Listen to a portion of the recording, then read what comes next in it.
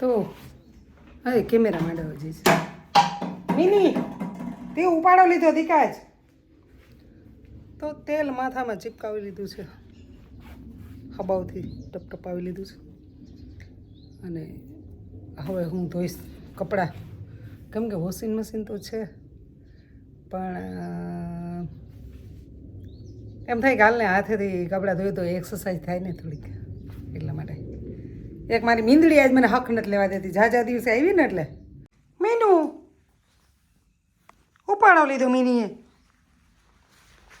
તો બહુ ઝાઝા કપડાં છે મારે ધોવાના, કેમ કે હું ઘરે બહુ ઓછી રહું, ક્યારેક હોય તો વોશિંગ મશીન છે, એવું નહીં કે નથી. આ એરી મારું વોશિંગ મશીન તો એને અગરબત્તી કરીને રાખી દીધું છે. મિની તું મારા પગમાં આવી, તું મને હેરાન બહુ કરે છો દીકા. બહુ ઝાઝા દિવસે આવી ને મિનીને એમ થયું કે ક્યાં વહી ગઈ હતી જસુ, ક્યાં વહી ગઈ હતી જસુ, ક્યાં વહી ગઈ હતી. તો હજી પલંગ ભરેલા છે કપડાના. દીકા મને લુગડામાં તો શું કરવાનું હેરાન કરે દીકુ, કેમ હેરાન કરે છે તું? એક દી પેશાબ કરી ગઈ હતી એના ઉપર.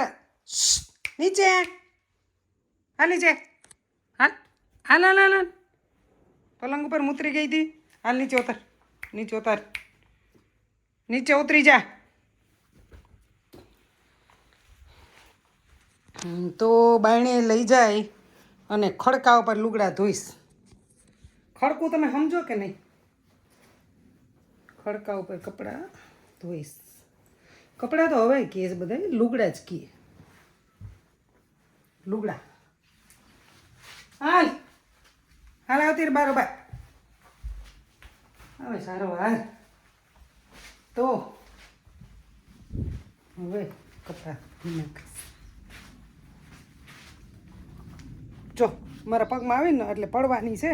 હું ને તું બે, તું ચીપાવાની છે, હું પડવાની છે દીકા. હા, અને વરસાદ પણ અંધેરો છે, ખબર નહીં વરહે કે ના વરહે એ ખબર નથી. એટલી ભગવાન કરીને જલ્દી વરસાદ આવી જાય તો બહુ કેરી.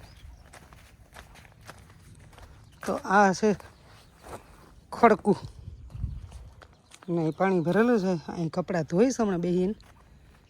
અને પાણી થોડુંક છે, જો વરસાદ આવી જાય તો બોરમાં પાણી થાય, નહીંતર પછી ખાલી નળના પાણીથી હલવવું પડે. અને નળનું પાણી આવે 4-5 દિવસે, એ પણ હમણાં સારું આવે છે પાણી, વખાણ કરવા પડે, નહીંતર ના આવતું. મીનુ, મિની જો જો જો ધોઈડી. એટલે જલ્દી મારે કપડાં ધોઈ નાખું. પછી આ વર્ષે થોડુંક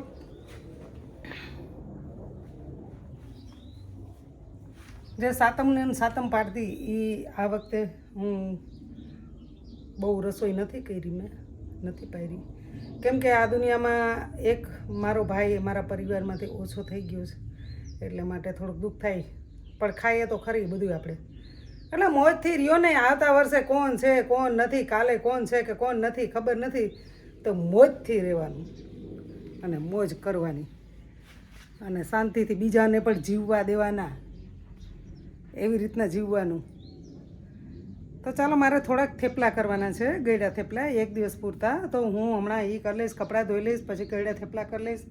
અને બહુ બધું કામ પડ્યું છે. અને પછી જવાનું છે મારે પોરબંદર મેળો કરવા.